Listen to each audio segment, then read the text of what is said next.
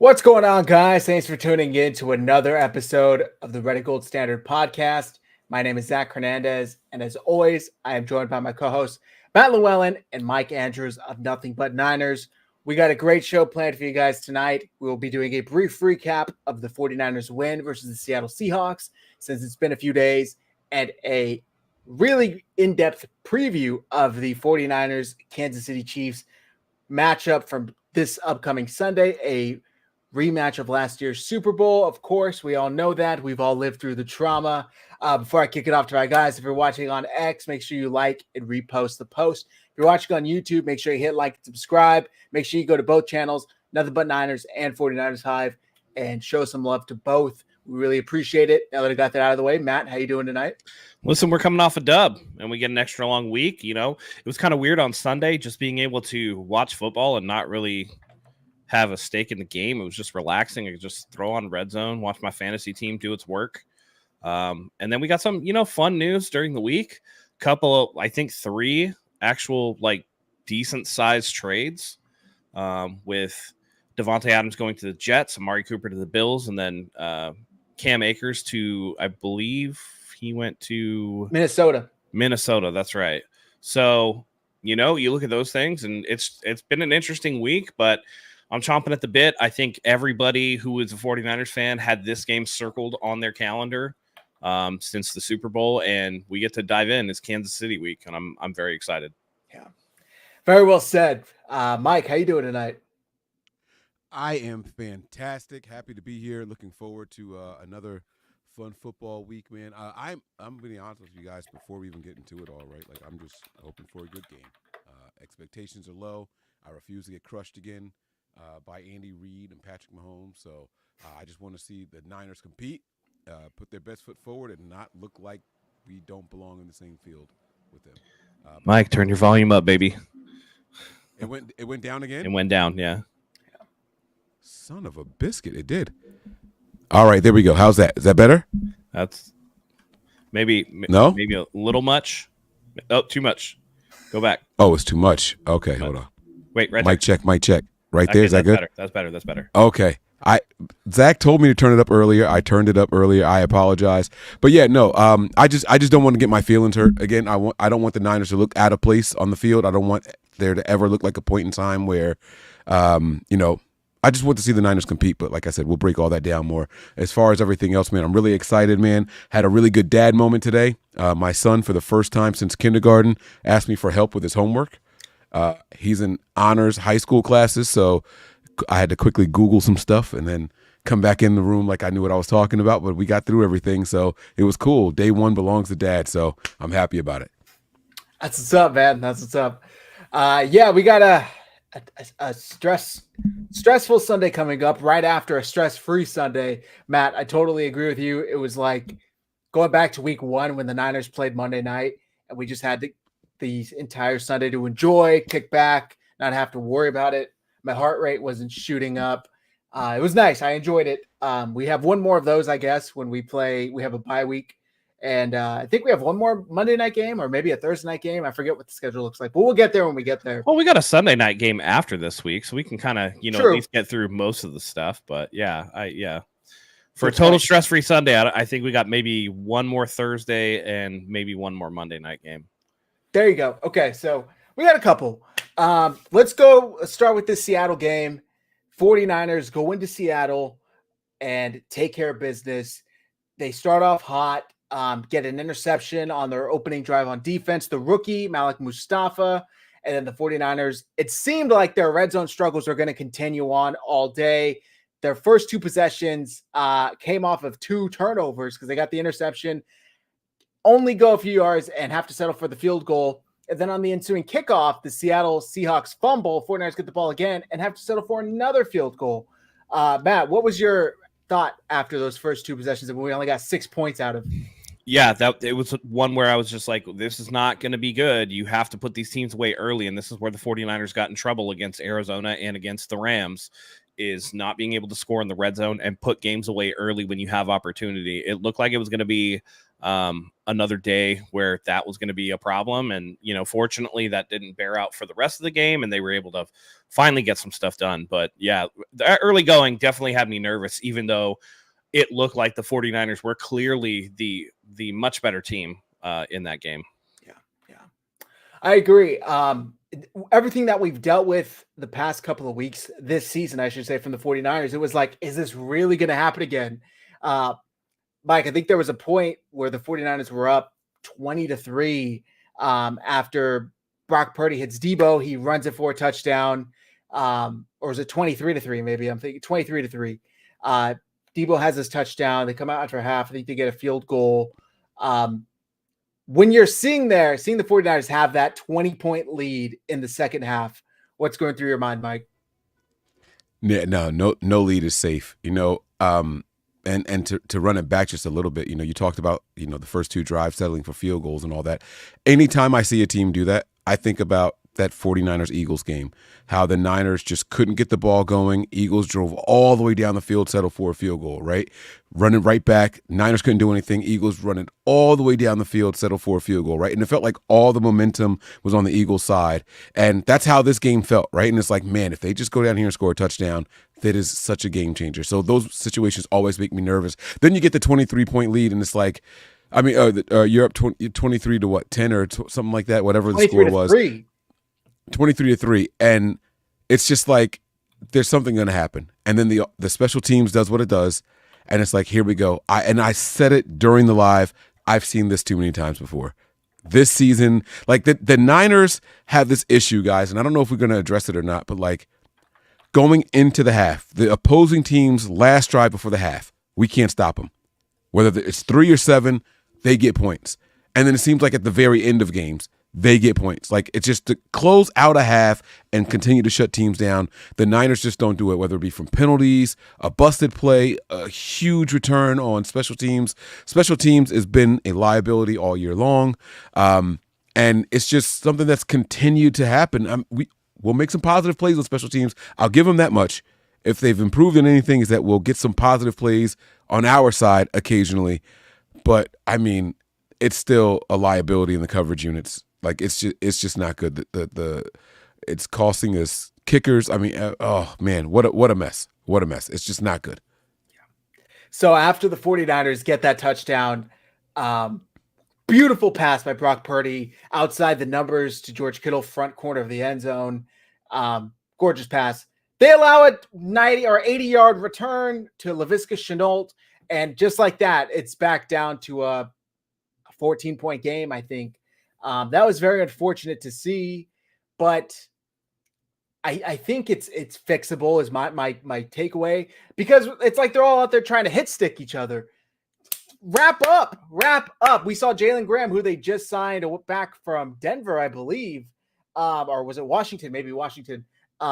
He goes in there and trucks the guy with his shoulder. That's not going to take down Laviska Shenault. It's going to take down most returners because they're running at full speed. Apparently, unless you're Breece Hall last night, who had one man and couldn't beat him. Anyway, Monday night, excuse me.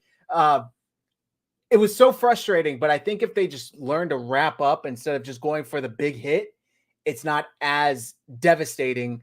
But I agree. I think we need to start teaching our kickers how to tackle. They need to start having our kickers go through these Oklahoma drills or something, because they're getting leveled. Matthew Wright, who we just signed at the end of the game, gets leveled, and now he's on the injury report with a back and his shoulder injury. They broke this man in one game. So that was very unfortunate. And go ahead. And you have no reason to believe this is going to change anytime soon. The defensive coordinator goes to the podium and straight up says, like, well, that's what happens when you're trying to get the ball out and things like that, so you kind of live and die with that. These guys are out there trying to make extra plays on the ball instead of us wrapping up and letting the next guy do it. We're all out there just trying to, get the ball out and trying to, generate some turnovers and extra possessions for the like, he's making excuses for it. Dude, get back to the fundamentals. Do that first and then work on the extra stuff. Like, where's that mindset come from? I've never seen anything like this before in my life. I don't know. Maybe I took it the wrong way, but I didn't like that response when they asked Sorensen about it. It's like you're burning yourself every time you cook, but you're like, well, that's what happens when you try to make a good meal. It's like, no, dude, like you don't have to do this. You could have the best of both worlds. You can make a good meal and you don't have to have 3rd-degree burns on your palm every time you're trying to grill something, like there's a nice in between here. Matt, did you have anything to add? I wasn't sure if I cut you off there. No, you're good. Like I agree with Mike. Like there's no reason. Listen, you don't have to go out there. Like if Fred wants to do his like peanut punch or whatever he wants to do, what we call it, the Fred fist. If he wants to go out there and do that, he can do that. But the rest of these guys need to wrap up. Listen, the plays will come. We saw it, right? Renardo Green, Malik Mustafa with their interceptions, they made good plays on the ball and they were there. But you need to be at the point of attack. And if you're not going to, play make or whatever, the least you could do, again, we've talked about this, be fundamentally sound. We want fundamentally sound players. And this goes back to, early on in this regime's run, I would say the 2019 team was very good at wrapping up and tackling. And that's what was one of the things that made a huge difference. That's the difference between, again, getting a 3rd down stop and having drives extended because you're trying to do too much, There is such a thing as trying to be almost too ball hawkish. It's high risk, high reward play, but at the same time, you're leaving yourself open for broken tackles, for big chunk yardage from the other team because you're not playing sound fundamental football. There's nothing wrong with holding a player up until somebody can come clean them up. And in a lot of those situations, if they don't go down right away, then maybe that's when Fred can come in and swat at the ball, or Nick Bosa can come from behind and swat at a ball. Leave it to the guys that are the really good players at getting the ball out, specifically for fumbles, okay? If you can make a play and make an interception, by all means make an interception. But once it's clear you can't make a play on that ball, then you just grab that dude and you do not let him go. Right. Let him drag your ass Little Giant style to the end zone. If it's somebody else will come and help you out. So I agree with Mike. It's just, listen, you just make the tackle. And as far as our kickers, like, man, just be there to maybe force them back inside, okay? None of this diving at them bullshit. Fortunately, it's an upper body injury, and you don't really need your upper body to kick. But I don't know, man. Either that or put Wish out there, because Wish is Australian, and those dudes are built different. So You try that. But, yeah, they got to just clean it up. Play simple football, because the mistakes are going to get you killed against these good teams. Am I wrong for wanting to see Kyle show a little bit more passion or vigor for the special teams, and specifically like their tackling and ability? Like they asked him about, going through the kickers and all that stuff. Well, I'm never going to tell him just let him go. Like that was your opportunity to say, we got to tackle better. We have to do a better job with the other 11 or other 10 guys out there. Like I want to see him give a shit about special teams just a little bit at some point in his career, please. He even said the week before, well, I feel like we shouldn't have to depend on special teams for a good player, not like we should be able to do it with our defense and our offense. That's how we should be. And I'm like you couldn't devalue the third phase of the game any more than what you possibly are doing. 2 weeks in a row now he's done it. Well, you know what it is? It's like somebody who cleans their house for guests in all the common areas, and then you go to like the office and it's just a bunch of shit piled in there. That's what Kyle's like. Or somebody who has like an immaculate house and then their backyard is just thrashed, right? You have to take care of your whole house. Kyle is the head coach. You are in charge, whether you like it or not, of all 3 phases. Okay. That doesn't give him excuse to neglect one. That's just, it's abuse either way you look at it. So I definitely would like to see Kyle care more about special teams, because so far it's killed this team. I think they're dead last, right? 31st. But what drives me crazy is you could have that mentality, right? We shouldn't have to count on them to do anything. If your red zone offense was better, if it was as good as it was last year and you weren't so dependent on kicking these field goals and letting bad teams stay in it as late as they have had to this season, then yeah, it's like, who cares if that game Thursday night was 24-3 and they give up a kick? It's like, it doesn't really matter. It's not that big of a deal. It's not the end of the world. But when that makes it a 1-score game after you just pulled ahead 2 scores, it's like, okay, now this is a big deal, because your first 2 red zone possessions, you got 6 points. You got 6 points. And Mike, I was thinking the same thing. This is like the Eagles game. The Eagles dominated that whole first quarter, yet they had 6 points. And the first time the 49ers got a solid drive together and get a touchdown, they had the lead. Like, that's what the 49ers put themselves at risk of going through every single time they can't capitalize in the red zone. My dad texts me all the time. They can go 90 yards. They can go from the 1 yard line to the 10-yard line, no problem. They're on 1 to the opponent's 10. But that last 10 yards, it's like they're trying to read, Latin or something. They have no idea what the hell's going on, and they have no idea how to get in, and it makes no sense. I struggle to buy that the absence of Christian McCaffrey suddenly handcuffed this offense inside the 10-yard line. I don't buy it. Christian McCaffrey hasn't been here Kyle Shanahan's entire tenure. This has been a good red zone offense historically once the 49ers had a above average quarterback. Doesn't make sense. So I think they're fixable, and I'm hoping Thursday night we started to see them finally take that lid off the red zone and they can start to punch it in. But I'm hoping special teams starts to get fixed because, boy, is it either, big play one way or big play the other way. There's never just a boring special teams effort from the 49ers. Either they're giving up a fake punt, they're getting a kick blocked, they're blocking a kick and returning it for a touchdown, they're giving up a touchdown. It's like, can we just have like normal kickoffs and punts and field goals? And also, why not have Mitch kick kickoffs? If Matthew Wright can't kick it through the end zone consistently, and you're that bad at covering kickoffs, it's not like Mitch didn't handle kickoffs. When Robbie Gold was here, he didn't want to do kickoffs, and Mitch did it, and he was okay at it. He was good enough to kick it through the end zone. I don't know. It seems like an oversight, in my opinion, allowing them to return kicks, knowing that you're not the best at coverage. It is. Yeah, absolutely. I agree. And it's one of those things where you're putting yourself in a negative position. I understand the gamesmanship of maybe we can tackle them at the 15 or the 20. Like, that's great. But I'd rather them start at the 30 every single time than give up the risk of what, happened against the Seahawks, which seems to happen to this team. Again, we go back to the Arizona game where, the 49ers have an opportunity to close out the game. And it's, a big punt return, special teams were an issue in the Rams game. It was an issue even in the wins, that it's been every single game. There's seemingly been one thing or another with the special teams, whether it's a kick that's got blocked or whether it's people not getting back and doing what they can. So I just think that they really have to pick this up. And if you can take one of the risks off the board, have Wish go out there. And by the way, if you kick it out of the back of the end zone, guess what? Jake Moody and Wright, they don't get hurt. Mm-hmm. They don't get hurt on these plays because there's no return. There's no chance for them to have to take hits from the opposing, players when they're clear kickers. Listen, kickers have feelings too, but they're clearly not football players. I mean, they are specialists.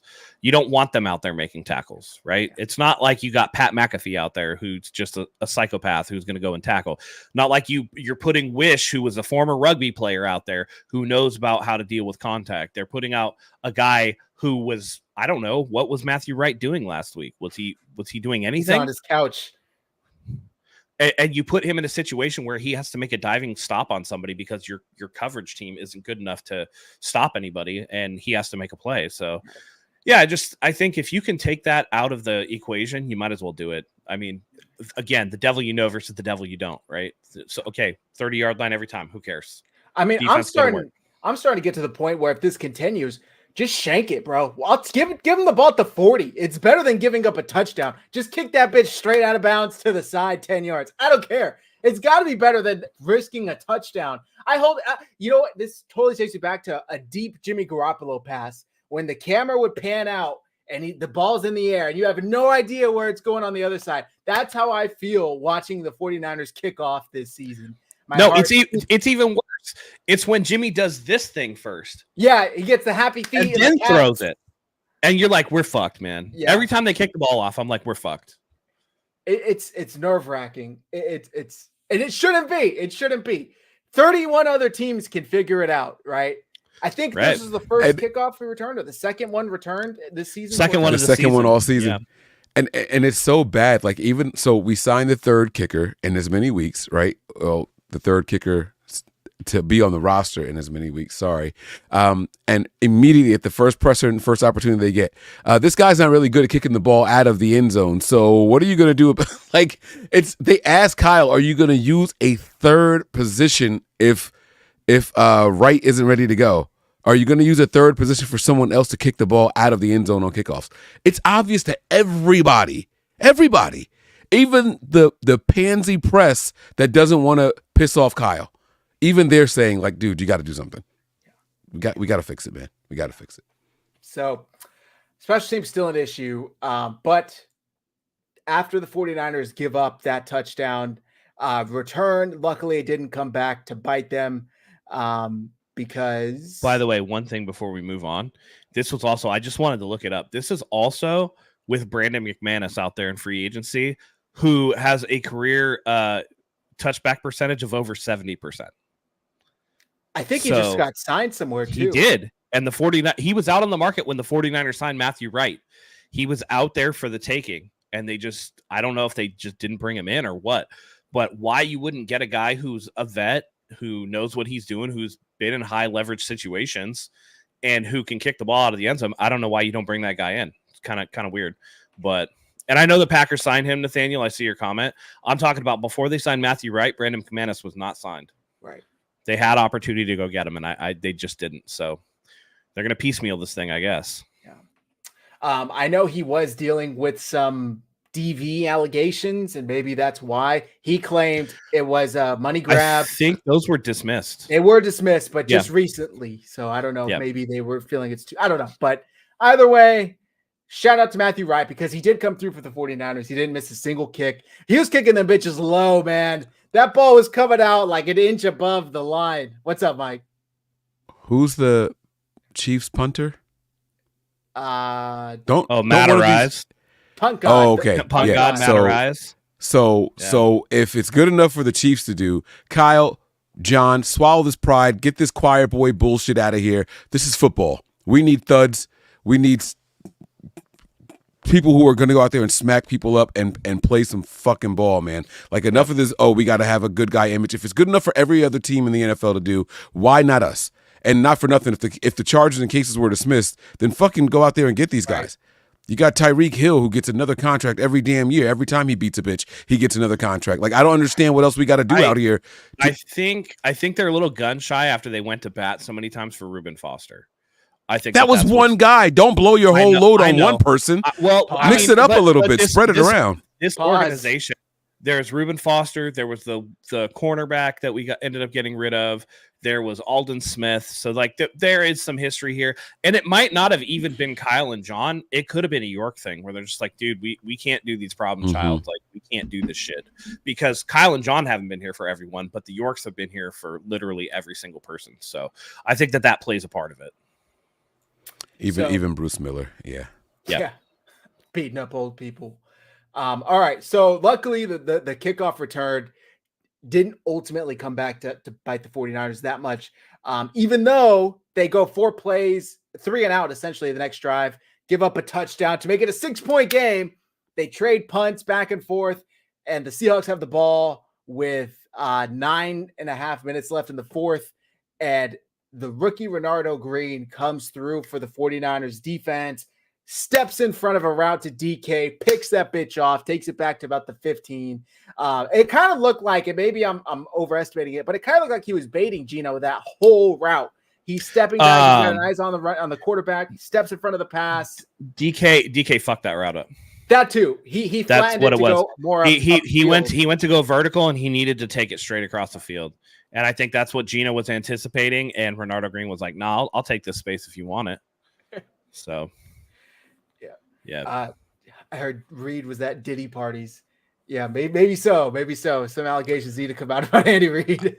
I did want to shout out Green and Mustafa. Our secondary players had 0 interceptions all year long, and way to come away with 2 by the Rooks. I mean, wow, phenomenal job by those guys. This time next week, guys, I will have an applause button that I can press that everybody can hear, okay? I bought the hardware and everything, but it turns out I need a different wire for the back of my microphone, so I didn't know that. That's on its way. It should be here tomorrow or the day after, so I'm sorry, but I will make sure that we have the proper sound effects here on 49ers Hive, guys. We're gonna take this thing to the next level. There we go. Yeah.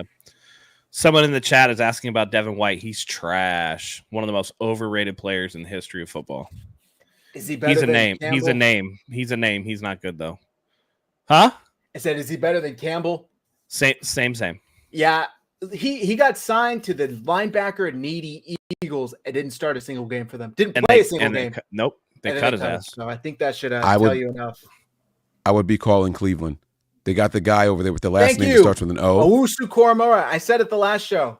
JOK. Yes. Yep. Honestly, you know what? Might as well throw in Jack Conklin while you're at it because we could use an upgrade from Colt McKivitz anyway. Or Jedrick Wills. Either one. Yep. I'll take him. Throw in Denzel Ward while we're there, Just grab a couple things in the bin. They got to do something, man. The Browns are in a whole mess of trouble. Yeah. Have you seen Deshaun Watson's cap hits for the next 3 seasons? They're like $70+ million. It's insane, dude. All guaranteed. This guy has guaranteed. He's got no incentive to do anything other than go home and eat Jell-O. Like, what are they? Listen, he is the embodiment. Remember that? I think it was, I can't remember who said it. I think it was Mike Tyson or somebody else said it. Someone said it, but it's hard to stay hungry when you sleep every night in silk robes. You know what I'm saying? Like, yeah, that's facts. He got the bag. So he's like, I don't have to work hard anymore. I got it. Watson is who everybody says Jamarcus Russell was. Yep. Just skinny. Yeah. Just skinny. Yep. All right, so let's get back to this game, and then we'll get to the Chiefs game. Renardo Green prevents the Seahawks from taking the lead or even getting close because he picks it off on their own 30-yard line, takes it all the way back to the 15, and the 49ers do what they rarely do and punch this bitch in. They do not settle for a field goal to keep it a close game. No, they go 3 plays, 15 yards, and Brock Purdy throws a dot to George Kittle in the middle of the field in between the corner and the linebacker or corner safety. I forget what it was.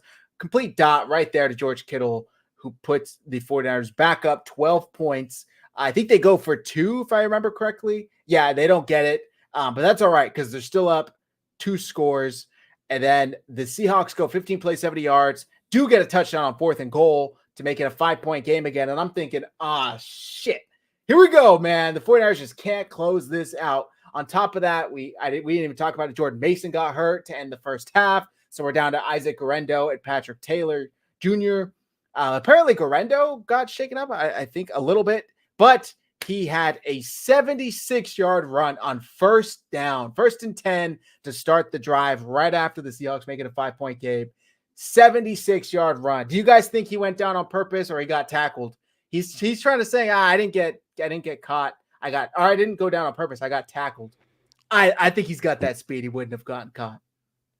Yeah, when I was watching the game live, I was like, how do you get tackled there? How do you get tackled? Then I saw the replay from a certain angle, and I was like, oh, he went down on purpose. And then there's another angle where it looks like the guy kind of dives at his ankle. So I honestly can't tell. And I listened to the post-game pressers. One player said he went down on purpose. Another player said he got tripped up. So then someone else said that he said he heard the sideline saying go down, and Kyle was like, I don't know who told him that. We weren't saying that. So it's a whole bunch of kerfuffle. I have no idea what the case was, but the way it was his a great leg run by the position Rook. was, the way he tucked his off leg underneath him, I feel like he slid on purpose. That's like a baseball slide. It was totally a slide, giving himself up. He did. Yeah. He kind of slowed himself down and was preparing to slide. And I think the guy touching his heel was incidental to the fact that he was going to go down. Now, at that point, it would have been I don't think it would have mattered that he scored or whatever. It wasn't going to make any difference whatsoever. So he could have just scored, but it's funny because when that happened, we were texting in the chat, and I'm like, "Oh, great play, kill the clock." And Matt was like, "What are you talking about? There's way too much time left." Because my thing was Seattle still had all of their timeouts, and there was a minute something left. So they were going to have to kick a field goal or do whatever anyway. And so it was you might as well just scored the touchdown and then let them work from there because it would have been the same difference. Yeah. Well, luckily, 2 plays later, they give the handoff to Juice, and he takes it in. So, which Guerendo said he slid to give the TD to Juice on purpose. Debo was the one who said that Guerendo was saying, "Oh, somebody on the sideline, somebody go down." Debo's like, "I don't know who the hell he's looking at on the sideline, or why he's not even looking at why he even is looking at the sideline. He should be looking at the field." But they gave the rookie a nice, they dogged him about it, and then they gave him some cred. So Guerendo prevented this from being a stressful ending. Luckily, the 49ers took care of business. Seahawks went 8 plays, 12 yards, turned the ball over on downs. Did you guys notice on the Guerrero run? It was similar to, remember we dogged Guerrero for running into the back of his own guy. Did you see on this run that he actually did hit his lineman? He got skinny, I think Guerrero just gets tight to get through the hole. Like, yep. Pause.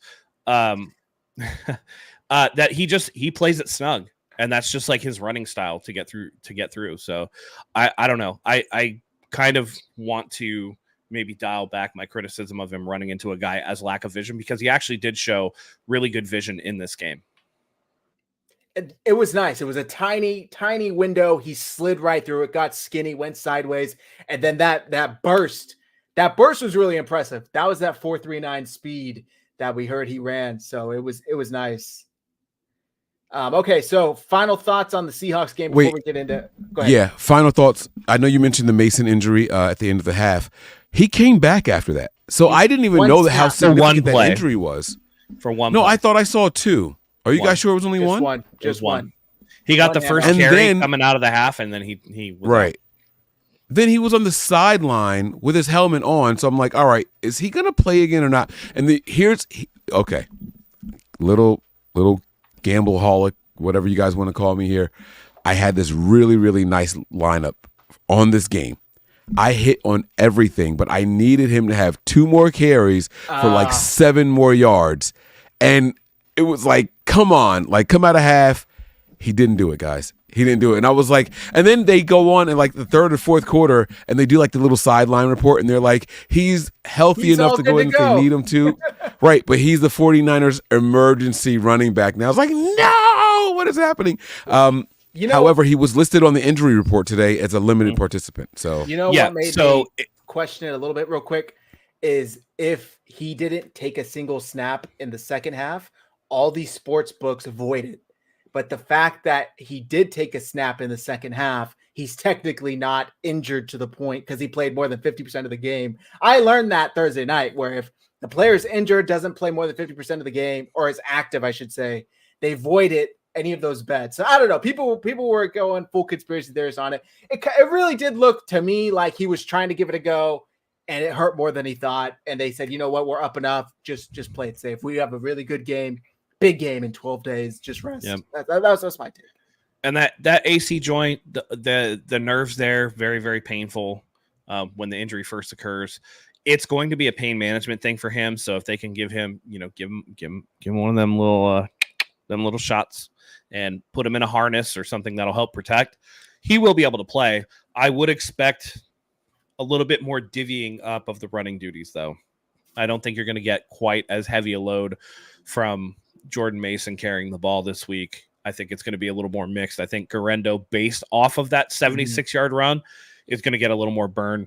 And I think you kind of need that. You're trying to counteract a defense that you traditionally have not had good luck against. So you're going to need speed. You're going to need fresh legs. You're going to need as many players as you can out there. So I think the 49ers are really just going to, try to just throw a ton of bodies at Kansas City and kind of see what sticks. My main takeaway from this game, this may be the 49ers' best rookie class in the last 5 years. Maybe I shouldn't say 5, at least 3 years. But it was all on display Thursday night. Obviously, it's way too soon to judge a rookie class, right? But the early yield on these investments, we haven't seen anything like it since Brock Purdy came in, and he's the saving grace of that rookie class. The rest of it, I don't even know if they're still in the NFL. But Guerrero with that 76-yard run to ice it, and he looked good. It was his best game before that, as it was, but that was beautiful. Mustafa, who started the game because Hufanga got placed on IR with the wrist ligament injury, started the game with an interception as the Seahawks were driving down the field. Green cuts that route to end it to really secure this win for the 49ers. Dominic Pooney, who I think was the highest graded 49ers offensive player, who the Seahawks D-line is no joke. They got Leonard Williams. They got, I think Jaron Reed played. I could be wrong on Reed, but they do have some really good interior pass rushers, and Pooney handled them well. So I was really impressed with the 49ers rookie class, and we should be getting one back. Well, maybe not Sunday, but soon, and we'll get into that next. Do you guys have any other final thoughts on this game before we wrap up, Matt? This was a game that the 49ers did some of the things that they needed to do and to show that they could still do. I thought the defense played a little bit better until late, when things started going sideways. But yeah, I agree with you, Zach. This is the best rookie class since 2019. The early returns on this look really nice, and it just goes to show maybe Lynch was a guy the whole time, and we'll see how Tennessee drafts, and how Washington drafts. So maybe it wasn't those guys. Maybe it wasn't Carthon, and it wasn't Adam Peters. Maybe it was more John Lynch the whole time. I don't know. That remains to be seen, but I really like what I saw out of the 49ers. I would like to see more consistency in the passing game, more short passes. Like Purdy didn't try to do quite as much this time, but there was still, I think, one or two, particularly there was one where he did the double-sided run and ended up throwing it away. But they got to get back to the short stuff. And I don't know. My theory is maybe some of these concepts that they've been trying early is specifically for the Steve Spagnuolo type defenses to try to open them up. Who knows? But I think that with the potential of Ricky Pearsall coming back, with Isaac Guerrero really showing out in this last game with a huge run, the more weapons that you can throw at Kansas City, I think the better off you are. And then the last thing that I'll say is the offensive line is going to be a problem. And I know this is going to be blasphemous to some people, but we can stop saying Trent Williams is the best left tackle in football, because he's not anymore. I would say he's still top 10, but he's not the best anymore. He has not looked like himself.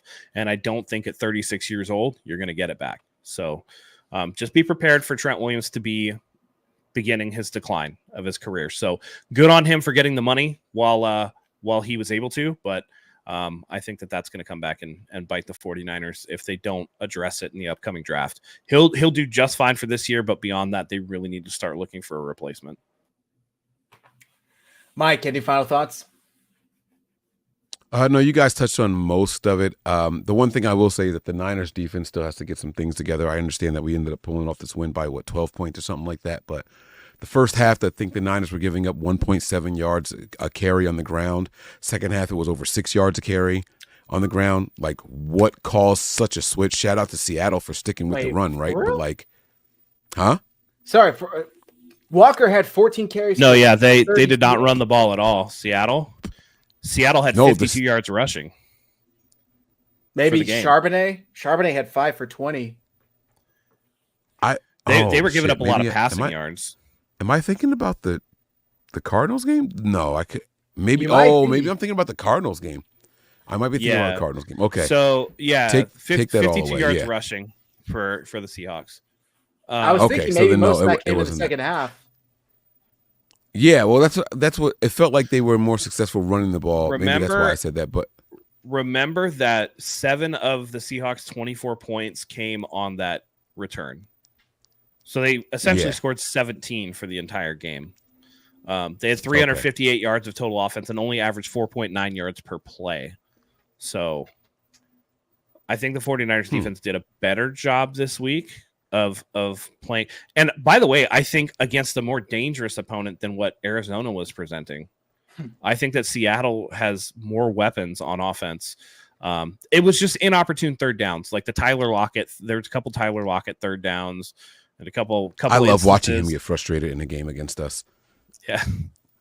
That makes that gives me so much pleasure. Sorry, Pauls, but I love watching this guy get frustrated. Did you guys see him grab the headset and yell at the offensive coordinator and then slam that shit down? Yeah, he's such a bitch.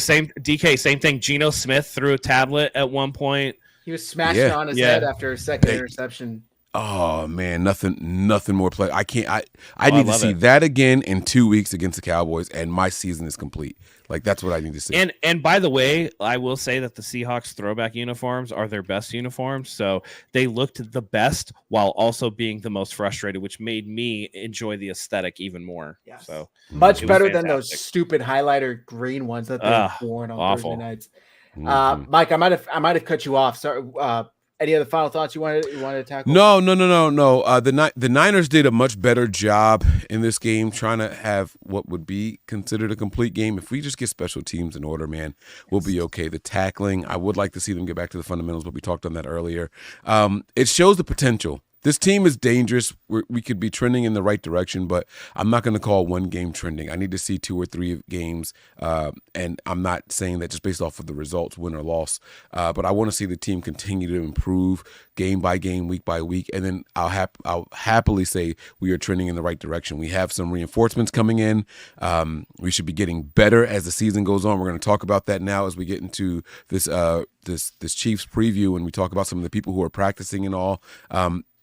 Reinforcements are on the way, and we're not done. This week does not just give you an idea of who the 49ers are going to be down the stretch here. So we absolutely have the ability to not just turn the page, but we can close some chapters and open up some new ones here. So shout out to the rookie class. Keep playing the way that you guys are playing. Kyle, good job, keeping the guys focused. It was tough hearing Fred Warner go to the podium and say, hey, when you guys had that lead and they scored again, did you feel like, here's the same thing coming? Even Fred Warner was like, yeah, it kind of creeps into your mind. Yeah, we did. Right? And so they buckled down, knuckled down, whatever you want to call it. And, they tightened those chin straps and they took care of business. And that's what you want to see in a team. And sometimes it's these games, right, where you're like, we got red zone problems, and then all of a sudden you score in the red zone, or did you feel like you were giving up a lead? And they were like, yeah, it kind of enters your mind, but again, like you said, they tightened it up and they were able to get it done. Sometimes it's showing yourself that you can do it that leads to you consistently just doing it.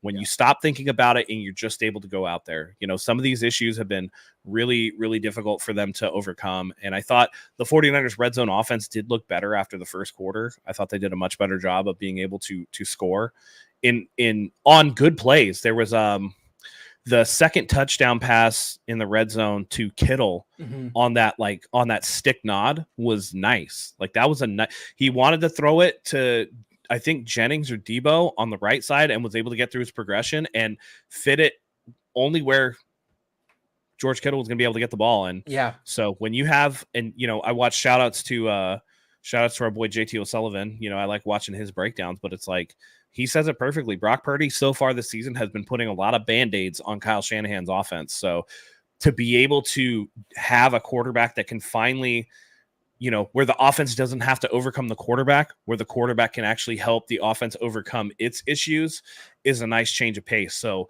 once Kyle Shanahan, who I feel does a lot better in the second half of seasons, right? Because you remember, they're putting an install still. They're still installing plays. His offense is not complete yet. And then once they get it in there and you start repping it over and over and over again, that's when the 49ers get really deadly. And if you look traditionally at their points per game in the first half or the second half of the season, you see an uptick in their points per game towards the end of the season. So, and by the way, all things considered, the 49ers are tied for 8th in points per game right now at 27 points per game. So it's not like they're struggling to score. It's just that offense, defense have been a little out of sync. So this is, it's why I'm excited for this week. So if you guys want to jump into that, we totally can, man. Yeah. I'm ready for Chiefs week. 2 things. You mentioned Purdy. Just shout out to Purdy. His final stats, 18 for 28, 255, 3 touchdowns, no interceptions, QBR of 90.6, passer rating of 129.3, average of 9.1 yards per throw. Just balled out, completely balled out. And Matt, he leads the NFL in air yards by like 200 yards. Yeah, and he's last in yak dead yardage. Last in yak yardage. Yep. So he's disproving that yak merchant thing. That's even after Debo's 76-yard catch and run, however much it was. You mentioned how the 49ers simply doing it can lead to that confidence in the future, not giving up the lead or, coming in and really taking care of business when it could have gotten the lead could have gotten chipped away. They could have lost this game like they had 2 previously this year. And it reminds me of a quote, and I think it's from Alex Harmozy, however you pronounce it. But he says, confidence doesn't come from looking in the mirror every morning and telling yourself you're great, you're great, you're great. Confidence comes from an undeniable track record of you taking care of fucking business. And that's what the 49ers did Thursday. They took care of business. There's no lying. There's no, did they do it? Did they not do it? It's not subjective. It's an undeniable fact that they took care of business, and that should lead to confidence moving forward, knowing I can do this. I can take care of business. So, and maybe they just needed those couple of trip ups against LA and Arizona as a splash of cold water in their face while they're looking themselves in the mirror, feeling themselves. It's just like, nah, we gotta wake up and fucking go now. So This could be the turning point. We might look back on the season and say this is the turning point. But I think this game coming up is definitely, if they're able to take care of business, will definitely be the turning point for them. We got a super chat from our guy, Master Sith 40. Cheers from San Francisco. Foggy Golden Gate. Cheers. Here's some water. Oh, this is a funny comment from Twitch. I searched for dudes with mustaches on Twitch. It ended up here. I don't know if he really did. Welcome. That's funny. Welcome. We must put that in the tags. I'm just kidding. Yeah. All right. 49ers, Chiefs, Super Bowl rematch, week 7 preview. They are at home. You know, it's frustrating because you think, oh, the 49ers have 10 days to prepare for this game. Well, the Chiefs had 14. They had a bye week. They're coming off a bye week. Andy Reid coming off a bye historically is almost undefeated. I don't have the record in front of me, but I know he has a very high win percentage coming off a bye week. Mike, what are your key? Give me one key, I should say, to the 49ers winning this game Sunday. Oh, man.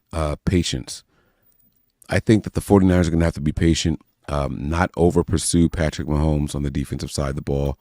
Mahomes has – I don't want to say that he's not been himself, because the truth of the matter is I think Mahomes has been the same Mahomes for the last 3 seasons. It's just more teams are catching up to him, and it's making him look a little bit more vulnerable or more human or more normal at the quarterback position, right? Last year, there was a stat going around that he threw the most interceptable passes of any quarterback. Now, that doesn't mean that he threw the most interceptions, but passes that could have or should have been intercepted, he threw the most of them, right? Through 5 weeks or 5 games, he's got 6 touchdowns and 6 interceptions, right? Like it's tracking, right? All of a sudden, like who we thought this guy was is who he's looking to be like. But they're still a damn good team, and they figured out ways to win. They keep it close, and they go on 1 or 2 drives at the end of every game, and whether it's with or without the help from the refs, they get it done. And that's just who they are. I think that we have to stay patient. Don't over pursue a guy like Patrick Mahomes. Don't give him easy scramble yards. Make him run around behind the line of scrimmage. Make the windows tough in the secondary, and just play sound football. You know, and we're gonna have to go from there. There's a couple of other talking points, but I'm going to start with patience. That's where I'm going to go first. Matt, before I go to you, let's get the injury report for the 49ers. Today, the injury report. Didn't practice. Matthew Wright with the shoulder and back injury. Obviously, Jake Moody with the ankle. Jawan Jennings injured his hip Thursday night. He didn't practice. Malik Collins didn't practice with the knee. Leonard Floyd had a vet day. Jordan Elliott was limited with a knee injury. Deebo Samuel limited with a wrist injury. Jordan Mason limited with the shoulder. And Malik Mustafa limited with an ankle. Most notably, Charvarius Ward is not on the injury report. He is fully healthy, good to go. George Kittle, fully healthy, good to go after being on it for the past couple of weeks. What's a key to victory for you, Matt? Ricky Pearsall, thank you. Good to go as well. Yeah, listen, my thing is the Chiefs, to what Mike said, Patrick Mahomes, I think, again, throw the most interceptable passes out there. He is that gunslinger. He is that Brett Favre type. He has had double-digit interceptions every season for the last, I think, 3 or 4, 14 of them last year. So he puts the ball in play. We saw in the Super Bowl, he put the ball up for grabs. No Rashee Rice, no Isaiah Pacheco. They have Xavier Worthy, who's a rookie, Travis Kelce, who's starting to get older. This is the most vulnerable that you will ever see the Kansas City Chiefs. Do not let the undefeated record fool you. They had to get very lucky against the Ravens. They had to Every get game. very lucky against the Bengals. They had to get very lucky against, you name the team. They had to get very lucky to beat a lot of these teams. You don't look out there and look at their schedule and see, oh, the Chiefs blew out this team today. You know what I mean? They've been playing very, very close games, and their defense has been carrying them through. And we know that this team struggles with Steve Spagnuolo. But the fact of the matter is the 49ers have to slay this demon to get over the mountaintop. Again, we talked about, sometimes you just have to actually do it to know you have the ability to. The Chiefs will never be as vulnerable as they are right now, and they're ripe for the picking for the 49ers to finally beat. And they have to go out there and be at max efficiency. We have not seen the 49ers play a clean game at all this season. If they cannot get up for this game and get amped up for this game, then I think that we can close the door on a potential Super Bowl. And I'm not saying they necessarily need to win this game, but they do need to look like they belong. Like Mike said, don't get knocked off the field, right? Don't get dominated in each side of the ball. We know that Steve Spagnuolo is a great defensive coach. We know Andy Reid is an amazing head coach. We know Patrick Mahomes is a great player. What I'm saying is that the Kansas City Chiefs have been pretty head and shoulders above the league for the last 4 or 5 years, and they are very vulnerable. Lots of injuries, slow start, needing a lot of ball to bounce their way to end up winning. I mean, they could have lost their opening game if not for a toe length, right? So, there's a lot that is going against Kansas City. It's super hard to three-peat. It's never been done. It's never been done in the NFL. It's barely been done in the NBA. I don't think it's ever been done in baseball. So you look at that and you say to yourself, if it's not now, then when? So I think the 49ers have to go in and slay the beast, and it's never been more achievable for them than it is right now. Also the fact that rarely does the best team in October remain the best team in February. Rarely does that happen. So I don't think it's premature for us to say the Chiefs aren't going to win Super Bowl just yet. I understand they're 5-0, whatever the hell they are, coming off their bye week, but let's see how that carries into November and December and January. When any other injuries happen, they've already been bitten by the injury bug pretty badly on offense. So we'll see. I'm not obviously wishing injuries on anybody, but it's a part of the game. Every team has to deal with it. Look at the 49ers. They've 6 games without Christian McCaffrey. All I'll say is everybody, as much as they love to root for an up-and-coming dynasty, once they've become that dynasty, they love nothing more than to root for them to fail. And I think that starts Sunday. Even though I'm still kind of bullish on picking the Niners to win this one, I'm not sure. But it's crazy because I was thinking about a couple years ago when the Chiefs played the Patriots in the playoffs, and I'm like, go Chiefs. I'm tired of Tom Brady winning everything. I want the Chiefs to this young kid, Patrick Mahomes, coming in. And now I'm like, fuck Mahomes, man. Can anybody beat this dude? And Matt, you hit the nail on the head. It wouldn't be as annoying to me if every single one of their wins didn't come down to a controversial call or no call at the end this year. I mean, Ravens. Yep. Their only Falcons. 2-score win was against the Saints, and that was the game that Derek Carr got hurt. That's right. So it's super frustrating that no matter what it is, to me, it's like if you're that good of a team, prove it without the refs. And don't get me wrong, I'm not saying the Chiefs are like, okay, refs, you're going to call this one, but it's like, yep. Bro, that PI against the Bengals, that was some horse shit. Just for them to not call the same exact situation the following, it's like you can't call it depending on who it benefits and who. If it's PI, it's PI. So it's super frustrating. But for me, the 49ers, the key to winning this game is to run the ball effectively. Don't ask for Purdy to throw it more than like 35 times because Kyle Shanahan loves to randomly get pass happy. And just stick with your game plan. Don't let anything get you too crazy. But most importantly, have a plan. Don't leave Chris Jones unblocked like they did to end the Super Bowl. That's typically not going to end well when nobody gets an arm or a hand on Chris Jones. Yeah. After the ball snapped. What I would like to see early in the game is for them to run the ball right at fucking Chris Jones. Yes. Run it right at his ass. Make them tired, so that way you open up the pass later on in the game. And again, like I said, rotate Mason, rotate Garendo, throw Patrick Taylor Jr. out there, and just grind them into dust if you have to. You know that Exactly. No Charles Omenihu for them. Make them come up and tackle and play physical.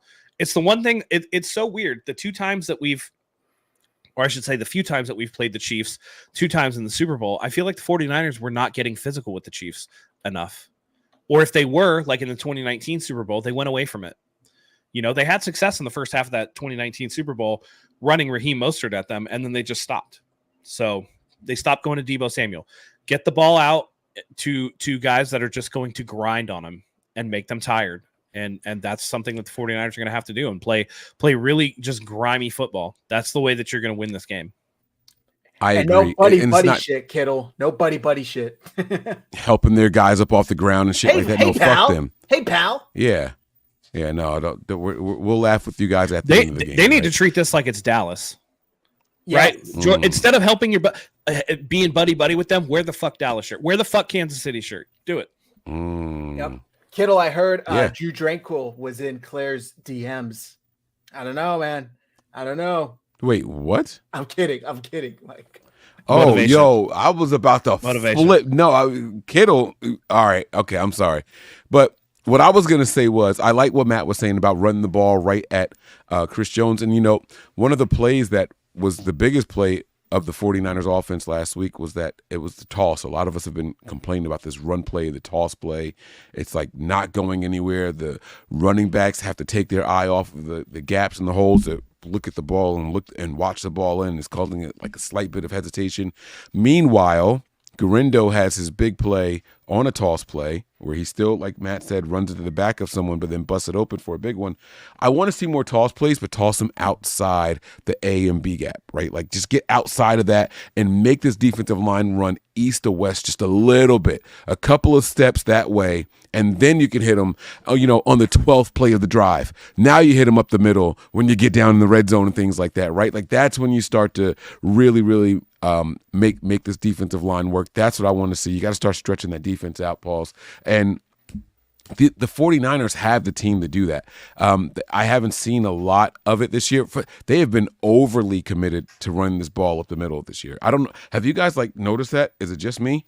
It's not the standard handoff. Even the toss plays are coming A-B gaps, like C gaps sometimes. Like, but that's it. It's funny because we thought they would do that a lot with Christian McCaffrey, that they would run a lot of toss plays, but they like to run Christian McCaffrey between the tackles too. I don't know if they feel comfortable with the way they run block there, but yeah, it's weird. I think they like to do that a little bit too much, but maybe it's like you said, you know, they have to get to the hole quickly and don't have time for, you know, some of the toss stuff. I would like to see more of the toss stuff, or at least some like outside zone and get to the edge quickly. But yeah. And the scary thing for me is, you know, while we sit here and critique and criticize the Kansas City Chiefs offense, their defense, a lot of people are saying, is getting better, right? Even Kyle, you know, echoed those sentiments at his presser today. And that's scary because we know that this is a defense that he struggles against. He's saying, oh, I watched the last 5 games in our game against this, their game against us in the Super Bowl. But like, yeah, but if they're getting better, what are they doing different? How are they getting better? What can you do to take advantage of it? Now, obviously, he's not going to go up there and be like, well, I saw that they do this better, so we're going to counter it with this. I get that. But where does it come from? Because I'll be honest with you guys, not seeing Mooney Ward on the report makes me nervous. I was more confident if you were to tell me straight up today, right now, Mooney Ward's not playing. Yeah, I'm not saying that he's going to be a liability, but I just know for a fact they're going to have him lined up at some point against their speed guy, Xavier. What's his name? Worthy. Oh man! See, we know what's going to happen, and he is going to get smoked on that one play and that one opportunity that he gets against Worthy.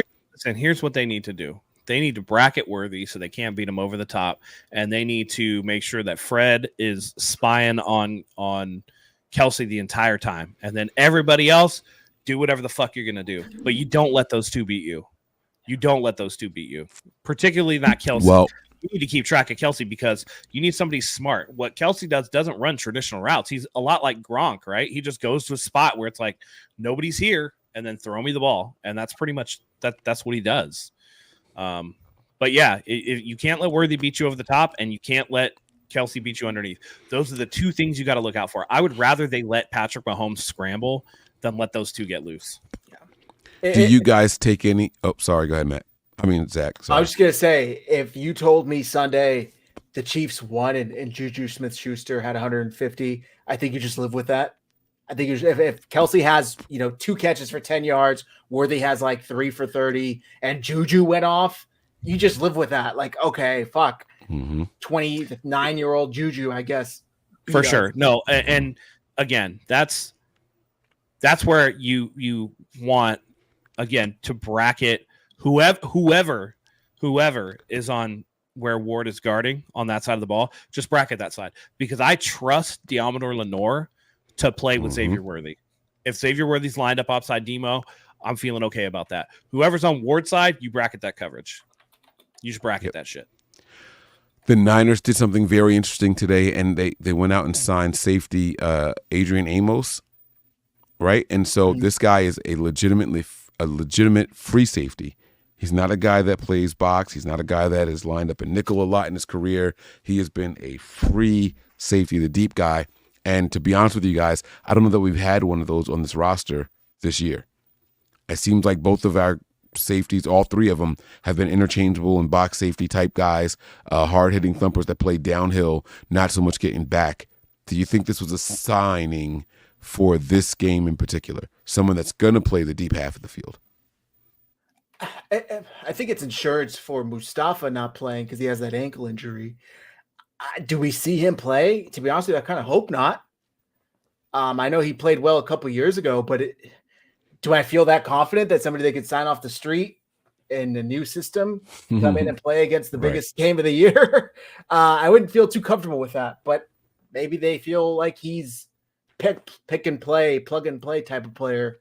If so, I have a question why he's been out on the streets until week 7 of the NFL season. But I think this is more, if Mustafa doesn't get better in time, then we don't have any other safeties. We're already down Huff. I don't think Odom got hurt. I think Odom was fine. But they're thin at the position.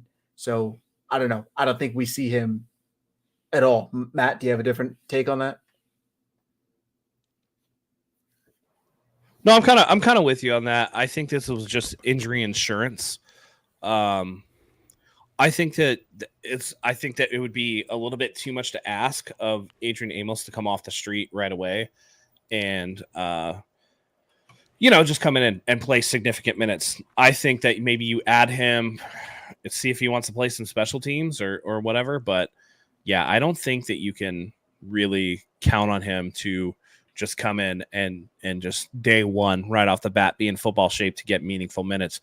We've had that happen before in injury situations with, Dante Johnson and some of these other guys, and it's never worked out well.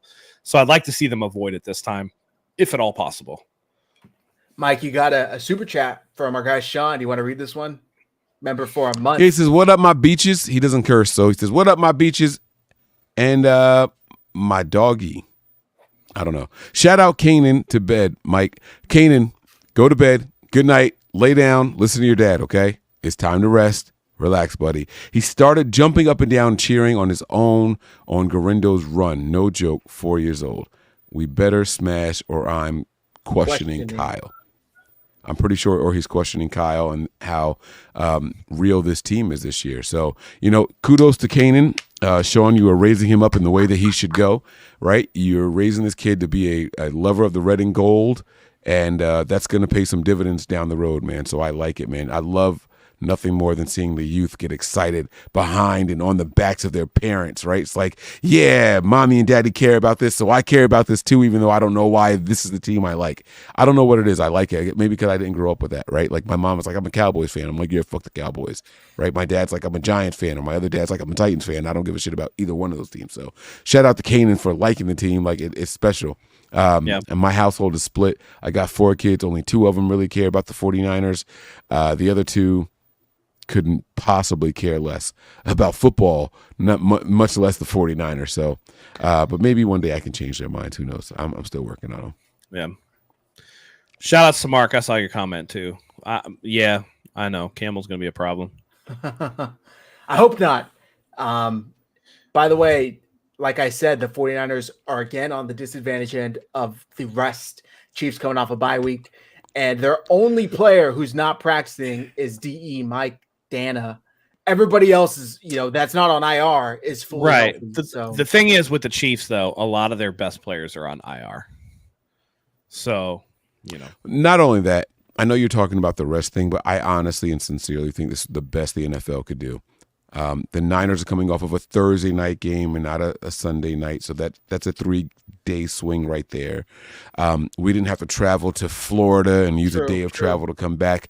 It was a 2-hour flight from Seattle to Santa Clara, right? I mean, other than being bye week to bye week, this was as close as you were possibly going to get for two teams, and we're the home team. So they're coming to us. They're going to lose a day because of travel. So it takes them from the 14 days down to 13, and we're coming off of 10 days. I mean, this is as close as possibly going to get right here. Technically 12 days because they played Monday night was their last game. That's right. That's right. It wasn't even a Sunday. Yeah. So it's 2 days even rest another difference. day. Yeah. Yeah. And the that's 49ers as even as it's going to get. I think the 49ers next road game is on November 10th. So they're at home to Tampa Bay. Yeah. Yep. So I do think the NFL so what I don't get is you put all this effort into making sure that this game gives you the best product on the field as possible, and it's not prime time. What did I miss? Is this going to be the only game on Fox that night or something televised. It will be the Fox game of the week. Tom Brady's calling the game, baby. So I have to do this. So I have to do this on the $1 tier of my Patreon. So every Fox channel will have this game nationwide. Yes. Correct. Oh shit! All right, fine. Yeah. Except for local markets of teams that are playing at the same time. So I got you. Let's just say Dallas and Green Bay are playing or whatever, and this is the Fox game of the week. Then Dallas and Green Bay markets would have their local game instead of this one. Right. Which there are only 2 other games on. Yeah. Raiders, Rams, Panthers, Commanders. Nobody's gonna watch that shit. West Coast, and then Panthers. Oh, I mean that's a big portion of the East Coast. So yeah. All right. I have to decide if I'm going to put this on $5 tier and up or $1. No one in Carolina is going to watch the Panthers get smoked by the Commanders. So also another key to victory for me for the 49ers is no self-inflicted wounds, right? No penalties. Can't be start drives 1st and 20 because of a holding. Really just go in there, play your best game. If they can approach this the way they approached that Eagles game last year, boy, would I be happy, man. And I just think they really need to go out there and play a clean game. Don't turn the ball over. You don't necessarily need to force turnovers to win this game. Obviously, they'd be great, but just take care of business. What I asked this question on Twitter, and I asked it in the chat too, Mike. I'm curious to get your thoughts on this. If you could pick one guaranteed win over the next 2 games, so they play the Chiefs and then they play the Cowboys. You would guarantee a win over the Cowboys? Absolutely. It's in the conference. It's NFC. As much as I hate the Chiefs, it's cool and all that stuff, but the Cowboys game means more. Absolutely means more. I also said Cowboys, but the reason why I said is because I'm okay losing against a Super Bowl champion, right? Like that's going to happen. That means you're playing a good team. Listen, the Cowboys are dog shit. They are dog shit. They have been mollywopped and dog walked at home twice this season already. And again, the 49ers' 2 losses were games where they beat themselves against bad teams. And I want that trend. That trend has to change for the 49ers to have any hope of being a Super Bowl team. So to me, the Cowboys is if I could guarantee a win, it would be the Cowboys game because then you're guaranteeing that they're not losing to a shitty team. Good point. We got a super chat from our guy Sean. Let's see. Oh, sorry. I thought I had it up. How am I? I only a member for a month. I member Bill Walsh. Member JK. If Kyle plays the same, I am out on this guy. He has a mental block with certain DCs. Be blessed. most have a tough job against top DCs. So, Mike. No, there's something to be said here, right? Like, and I'm not saying that Kyle has to win this game. Again, I just want us to look competent. I want us to look like we belong on the field. But the truth of the matter is, the fact that there's a list of 4 defensive coordinators that Kyle has a record of like 2-18 against in the NFL, and you're supposed to be this like guru, you're supposed to be this offensive genius, that's troubling. I'm not saying you even have to have a winning record against them, but make it closer to 50-50. Like the fact that you're getting blown out against these guys, it's troubling. I'm not going to lie to you guys. I'm not going to pretend. That's why I'm taking the Chiefs in this game. Like if I had to put money on this game, I am taking the Chiefs until Kyle shows that he can beat them. I'm not picking them. I want it to work. And by the way, if we win this game with me taking the Chiefs, I will take the Chiefs forevermore because that's the good luck charm, me taking against the team that I love, right? But it's like there's no way that I have any semblance of of positivity in going into this, right? Like Kyle just has a wall up against certain DCs, and this is one of them, and I refuse to just blindly run into it the way that I do. Sean, as far as why you're only a member for 1 month, I want you to remember that I lost my entire page, all of my members, all my super chats right after or right before the Super Bowl. And I lost it for 6 months. So it's all just coming back. I've only been monetized for about a month and a half or 2 months. So that's why you're only a member for a month. Yikes. Thanks, Doug. Appreciate you. Yeah. I do want to say, to Mike's point, there's something that I saw. I can't remember where I saw it, but somebody was breaking down film on why the 49ers have been like maybe struggling a little more this year, or what's been going on with red zone and things like that. And what was pointed out was teams are taking a page out of these defensive coordinators playbooks and running much more man coverage against the 49ers, and the 49ers are having a harder time separating. And I think that's just a flaw in everybody's offensive play design, right? Like you want to put in man beaters and the concepts are there, but if you don't have the horses to beat the man coverage, then you're not going to get anything. We've seen plenty of plays in the red zone where they're just not beating whoever. Kyle is amazing at scheming against zone. That dude chews up zone for breakfast, like every time. And you see it time in, time out. I would like to see Kyle have something more in store to try to beat teams that run more man coverage, but that seems to be the kryptonite for Kyle Shanahan, is when they just are able to generate a pass rush and are also able to play sound man coverage. I think that's really what throws his offense off. And so I think that's kind of what's going on and why he's so bad, because again, Flores and Spagnuolo and those guys, Schwartz, they all are able to get pressure on the ball, and they all like to run man coverage. So interesting to see if he can overcome that, and if these 5 games of film that he has against Spagnuolo defenses can turn out something new. I think Ricky Pearsall, if he plays, will be a big part of that, though. So let's get into Ricky. I have a quote here from Cam Inman, or a tweet, I shouldn't say quote. Ricky had a very friendly, unofficial chat with several reporters in the locker room, so no official quotes. But he says he's feeling ready to roll, is not sure what 49ers activation plans are for him. He loved getting in the 2-minute drill that tested his stamina on Monday.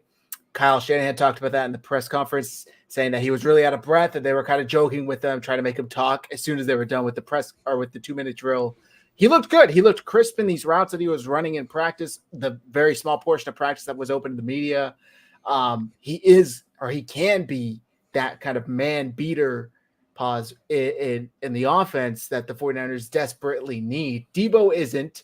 Ayuk was in the Super Bowl, but for some reason, the offense didn't flow through him. I would love to see the 49ers flow through Ayuk on Sunday. And also, this is a Super Bowl rematch, but L'Jarius Sneed isn't on that other side.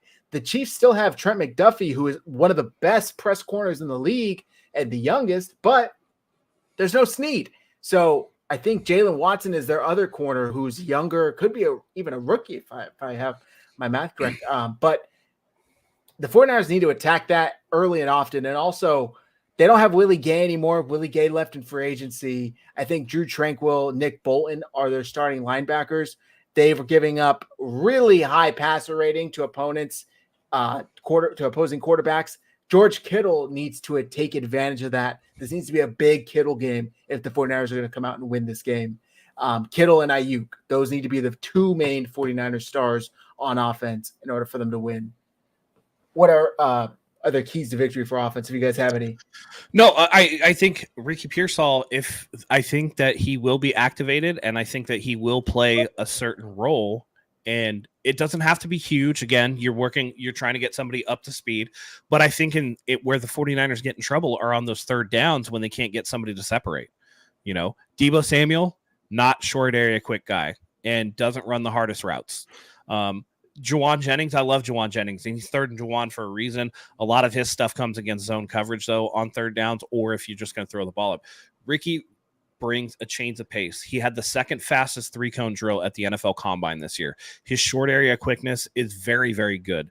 And when you have a guy like that can get open in space, you start to take pressure off of a Brandon Ayuk. You open it up for these other guys. You just need somebody who can be a specialist, right?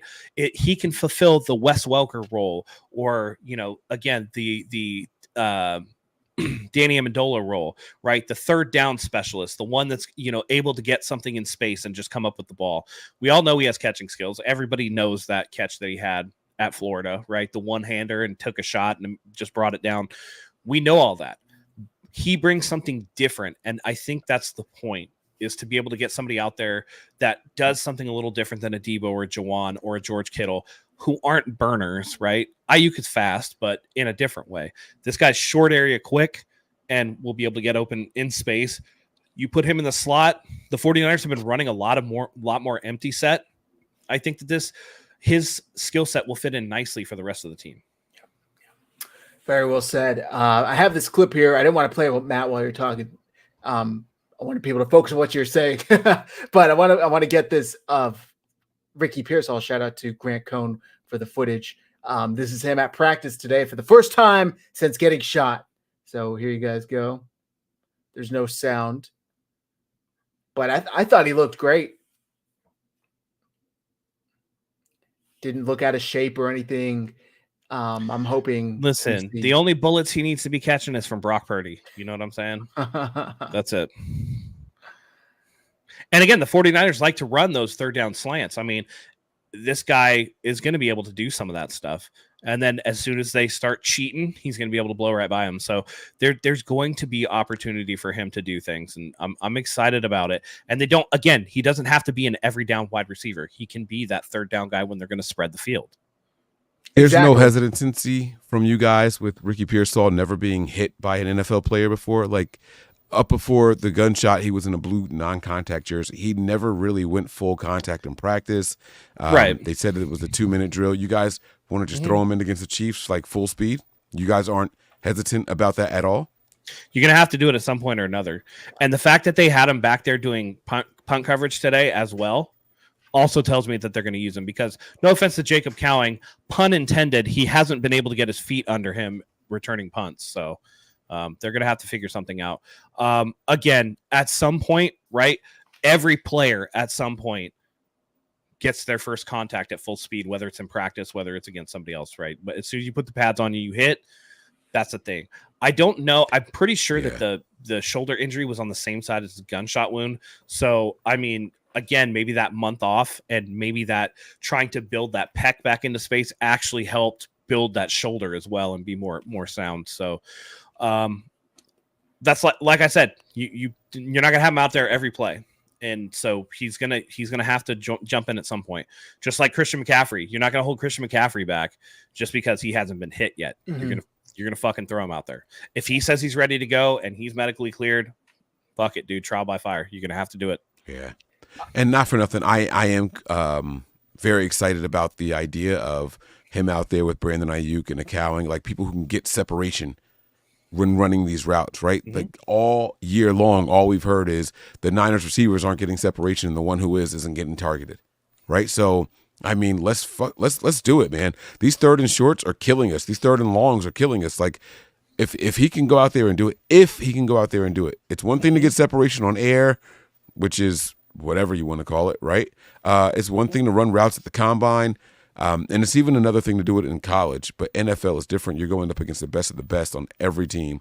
I want to see him bring it to this table here. So we need the damn help. We absolutely need the help. So please, like, come on, come in here and be the asset we want you to be. One thing I want to add to, if they are playing sticky man, press coverage, hat on a hat, then Brock Purdy, run that bitch. You have the speed to take advantage. If the DBs have their backs towards you 15, 20 yards down the field, Willie Gay is no longer on this defense, and I don't think Drew Tranquill or Nick Bolton can keep up with Brock Purdy's short area quickness. I think he could take advantage of that, and that could be a big part of this offense, extending drives, keeping them alive.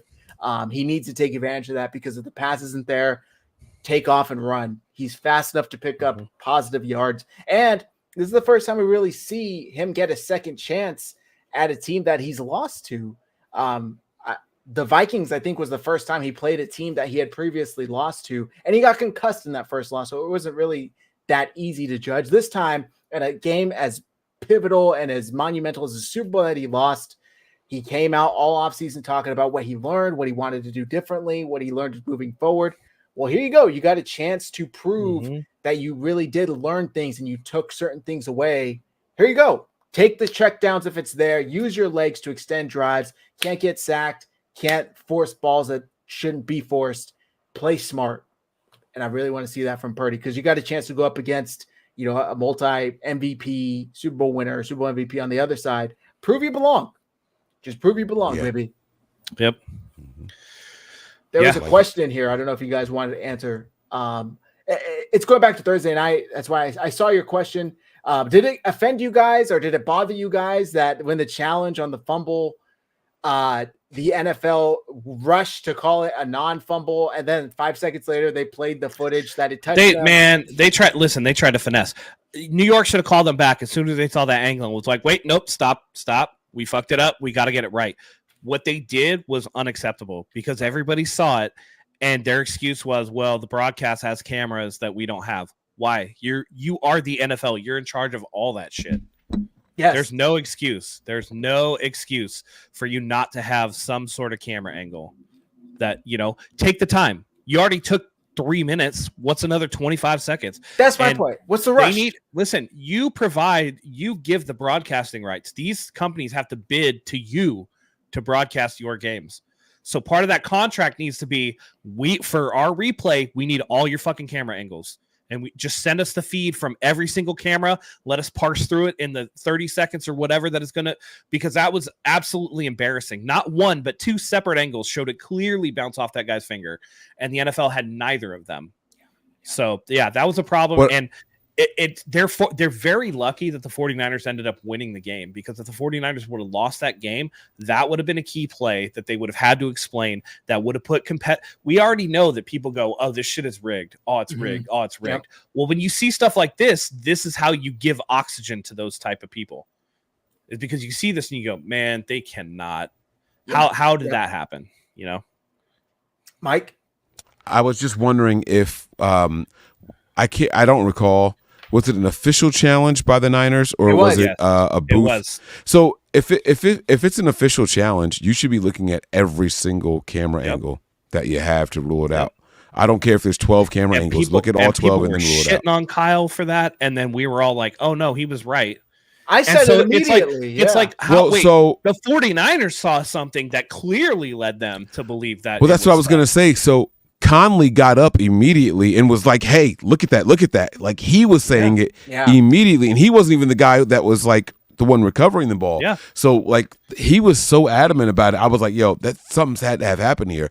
They showed the replay on like the screens before they even said, oh no, it wasn't good. So like, it's like, what the hell are you guys talking about? You know what I mean? Yeah. But I don't know. Did you actually Did you actually make it inside the stadium, Mike? No. We watched the game from outside the stadium. Okay. Yeah, but what was frustrating to me was immediately I watched the game here with my Ashley, my brother Eric, and I'm like, that's a fumble. The Niners jumped on the ball. That's a fumble.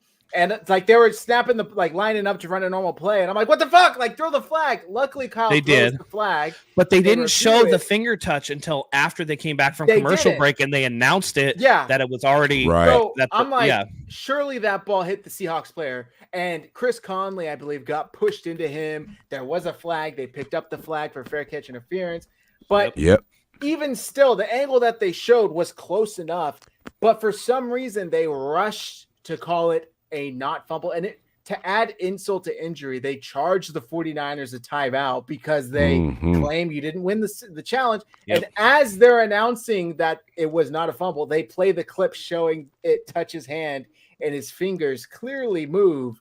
So it was embarrassing for the NFL. The NFL had to come out and spin. Game. Yeah. I mean, even the broadcasters were like, what? They don't have access to all the film we have access to. Why the fuck not? It's the NFL. It's the NFL. It's the NFL. Like, you're telling me they need a subscription to Prime? They gave you permission to have those cameras there, so you need to give them that footage. The NFL needs permission for their own cameras. Right. Think about that for a second. It's nuts. It's absolutely insane. And I said it that night. If it was the Chiefs that stood to get possession, they would have had the angle like that. That ref would have been running out to make the call and would have sprained his ankle to give him the extra 2 minutes. Reed wouldn't even had to have challenged it. They would have just said fumble, Chiefs ball. We got another. And answer the question. The NFL has been coached to err on the side of caution. Call it a turnover because all turnovers are reviewed. Call it a touchdown because all touchdowns are reviewed. Not the other way around. Like this should have been the call from the beginning. Like, and then you find the angle that says, no, never mind, it was not. Like that, they just didn't do a good job, man. It was terrible. Same with touchdowns. Call it a touchdown. It's automatically reviewed. Worst case, we review it. You're an inch short. Sorry. It's second down. But it's like, why? We got a super chat here from our guy, Gray Fox 198. I'm late. I apologize if you already talked about this, but this upcoming game is not a rematch. A rematch is in the same instance. It's about taking the monkey off our back, same as we had to do with Dallas in the 90s. Very good point. Two different teams, two different iterations of these teams, and the 49ers haven't beaten the Chiefs in 10 years. It's been a decade since they've beaten the Chiefs. The last time they beat the Chiefs, it was Colin Kaepernick versus Alex Smith, Jim Harbaugh. That's how long ago it was. Thank you, by the way, Great Fox. Really appreciate your contribution to the show. And Nick Bosa and Fred Warner said it in the post game or in the media this week that, we haven't beat these guys since we've been here. Like, it's important that we go out there and finally do it. So I'm hoping that mindset leads to an actual outcome of them winning. They're fully aware of what's at stake. Nick Bosa actually had a really good game. I know the stats won't show it. Nick Bosa was a absolute monster and destruction machine out there in this game. So, Matt, I know that's your guy every game, but he was really, really phenomenal in this last game. Nick Bosa was, and didn't show up in the stat sheet, which is unfortunate because he's been, I think his pass rush win rate is like 21%, which is like pretty insane. Yeah. By the way, Steve-O, stop with the 10 years, it's been 4 games. It was 2014. It's been 10 years. Like, it's not my fault they don't play each other twice a year. It's been a decade since they've beaten the time is a time. Right. So the good thing that I will say outside of this game is that, for everything going against the 49ers, Bill Vinovich is nowhere near this game. Alan Eck is actually calling this game. He's a newer head official, but he hasn't called any Chiefs games and no 49ers games so far this season. So thank God. He'll be a new referee, and we'll see if we get a good shot. Looks like in the games that he's called, the biggest disparity in penalties between the two teams has been 4 penalties in a game, which is not bad. No. And again, kudos to the NFL for making this as even as possible. I'm going to keep saying that. Yep. Got another super chat from our guy, Sean. Now I'm mad. It was you, Christy. I knew it. Wow. A member for a month. Thanks. It's evident he has a problem with a, quote, certain style defenses. The defense dictates what Kyle does. We didn't get the look. They punk him. This is something that is true. When Kyle's asked, hey, Brock Purdy's the number 1 ranked quarterback in play action. You're doing play action like a fraction of the amount you did it last year. Why? Oh, well, we don't get the looks that we wanted to run play action. Why does Kyle Shanahan let the other team dictate what plays? You know what I mean? It's like, just go out there and call the plays and win, dude. Yeah.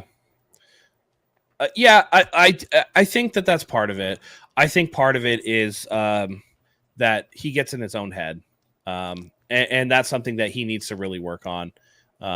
And I just want to point out that Mike McDonald was the defensive coordinator for the Ravens last year when Purdy had that 4 or 5 interception game. Mm-hmm. He's the head coach of the Seattle Seahawks, and Brock Purdy was cooking last week. So there is, smoked him. There is, precedent. We all know that Kyle, in certain situations, will come back and straight up punk somebody that punked him first. And you better believe the way that Sean McVay sunned him and tapped him on the head after that last game, I'm picking the 49ers by 5 touchdowns the next time they play, because that's going to piss him off.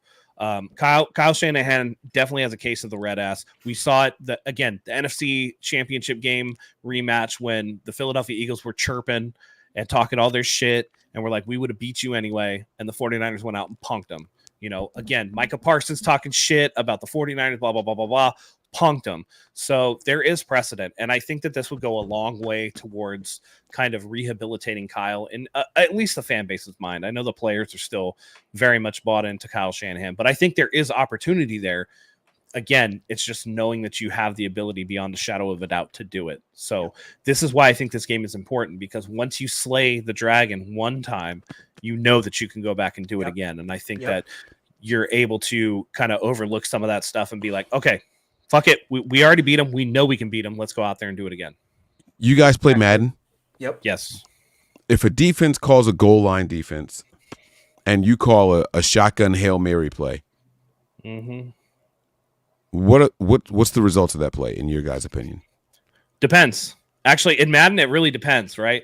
It's can you throw the ball before the defensive line hit the quarterback? Yeah. You have to throw it right away. But yeah. Usually a completion if you get it out. So yeah.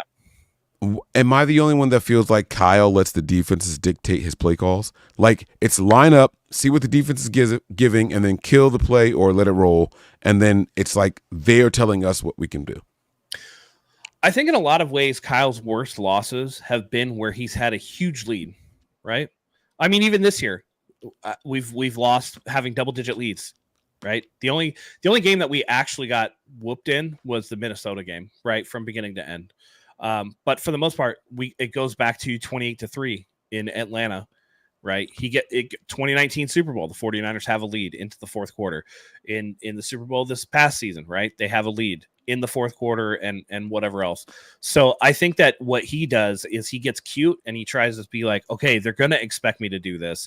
And so it's almost like a roundabout way of letting the defense dictate to you what you're going to do. It's him being like, well, if they adjust, then I have to do this. And he'll do it prematurely rather than letting the defense prove that they can stop what's been working already. So he adjusts before the defense shows their adjustment, and it just kind of fucks him over, Okay. It's the 4D chess, right? He's outthinking himself, trying to outthink the opponent who's trying to outthink. It's like, just do what's working, bro. It's not that deep. Just do what's working. They can't stop this shit. It worked for him in 2019 against Green Bay. They couldn't stop the run. Raheem Mostert had 220 rushing yards. It's like it clicks sometimes, but for some reason, it doesn't always click. So, with that said, should we get into our predictions? All right. Let's start with offensive. Let me go first. Please. If you don't mind, I'm going to go with offensive player of the game. It has to be from our team, right? Like, because I've never. Yes. It has to be from our team. All right. I'm going to go with Jordan Mason. I think he's going to come in here. I think he's going to have 21 rushes, 112 yards, and 1 touchdown. Okay. All right. Matt, excuse me. Yeah, I'm going to go second. I'm going to go with Zach's usual low-hanging fruit answer, Brock Purdy. The man has been playing out of control. I think that this is the monkey off the back game for Kyle and for Brock. I think Brock goes for another 300 and has 2 passing touchdowns. Does he have more rushing yards than Patrick Mahomes? Yes. Let's go. I like it. All right. For me, I'm going to go with the other monkey off the back, Brandon Ayuk. He was open enough in the Super Bowl and did not get the ball. Think back to that wrap-up press conference the 49ers had after the Super Bowl, the man's wearing sunglasses and a hoodie. He's in fucking tears, not knowing if he's ever going to tell you another snap with the 49ers and his teammates here, right? And they're asking him questions. He can barely even answer questions because he's so emotionally affected by what happened. And I bet you he's thinking, I should have been able to impact this game more for my team, and I didn't get the opportunity to. I think Brandon Ayuk goes out there, plays a hell of a game. I'm going to say 5 catches, 125 yards, and 2 touchdowns for Ayuk. I think that. He balls out. I like that shit. Let's go. Let's go. I like that. Defensive MVP, Mike. Who do you got? Ooh. I am going to go with Devondre Campbell because I feel like he is on everyone's shit list, including mine. And if this guy doesn't have a game that we don't expect, I don't know when it's going to happen. Like he's got to show up at some point. So stat line, let's just say 5 tackles, 2 assists, and a forced fumble. I don't know. But they're going to mix it up. They're going to run a lot of screen plays. They're going to go right at him. He might actually end up with like 8 tackles, right? Like the Chiefs, Andy Reid, what they like to do, the screen plays and the RPOs, but they're going to go right after the weak spot of your team. They're going to attack. If he's just halfway ready, you might not be able to prevent gains, but you can minimize gains. He's going to finish this game with 8 tackles. So I'm going to go with Devondre Campbell. Damn. Okay, Matt. Listen, it's been a little bit of a dry spell, right? The wins have been there, but the sacks have not been. So I'm back on the horse. Nick Bosa, 3 sacks and a forced fumble. Let's go. Let's go. Good shit. I am going. It's tough because I really want to go Warner, but I also want to go Lenore. I'm going to go with Warner. I think he has just more of his fingerprints on this game. And I agree with Nathaniel Perez. I think he gets a pick in this game, just like he got one in that first Super Bowl. I think the 49ers turned the ball over at least once on Mahomes. He's got 6 interceptions through 5 games. I think it's 40th, ranked 40th in the NFL. Apparently 40 quarterbacks have played this season already. So I got Fred Warner, 10 tackles, 1 interception, and a peanut punch. I don't know if he recovers it, but he's going to punch one out. Okay. All Here right. we go, Mike. Final score predictions. God. Michael. I'm going to go Chiefs 24, 49ers 21. I think the Niners have it tied up. They send their defense out and say we can win this in overtime at home, and the Chiefs drive down the field and kick a field goal and win this game. 24-21 Kansas City. Damn. I saw somebody say they don't know. I think they heard Taylor Swift has a concert Sunday, so hopefully she's not there. Yeah, I don't think she's going to be there. Yeah. Good. Matt, what's your final score? Listen, the Chiefs' high score of the year so far has been 27 points. I don't think they reached that against the 49ers. I have the 49ers winning 31-23. They're going to take care of business, and they're finally going to slay the beast, and it's going to be off to the races. They'll move on to those punk ass bitches in Dallas, and it's off to the races from there. You know, go into the bye at 5-3, and you know all things are possible after that. So let's go. 2 touchdowns, 3 field goals. I like that, Matt. I like that for the Chiefs, actually. Yep. For me, I'm gonna go 31-24 49ers. And I think it's going to come down to a defensive stand at the end. Chiefs have the ball, trying to tie it up, possibly go for the win like they were going to go for apparently in the Super Bowl if they get the touchdown, go for 2. And I think the defense comes through for us at the end. 31-24 49ers. I was iffy on picking the Niners this whole show, but you guys have riled me up. I'm hyped. They got this shit. They're going to take care of business Sunday. Get this monkey off their back. Fuck the Chiefs. Yeah. If not now, when? Exactly. If not now, when? It's not just the Chiefs, guys. Those officials, man. I'm sorry, but they affect these games, and I just can't. I can't. That's why I looked up the crew. And this crew has called it pretty evenly for the season so far. They haven't, the games that I've seen this guy Eck call haven't been egregious. They haven't been ones where the ending was disputed or anything like that. So, Okay. Hopefully. By the way, hopefully. what a perfect time for the Chiefs, copium from the refs to run out. They're used to getting all this help from the refs. What a perfect time for cut them off cold turkey and then be like, what the hell? You're not getting it no more. Yeah, the Chiefs have only had through they've played 5 games? Yep. They've only had 27 penalties called against them. The Niners have only had 30 called against them. So the Niners are near the bottom in penalties called against them too. So it seems like it's a lot.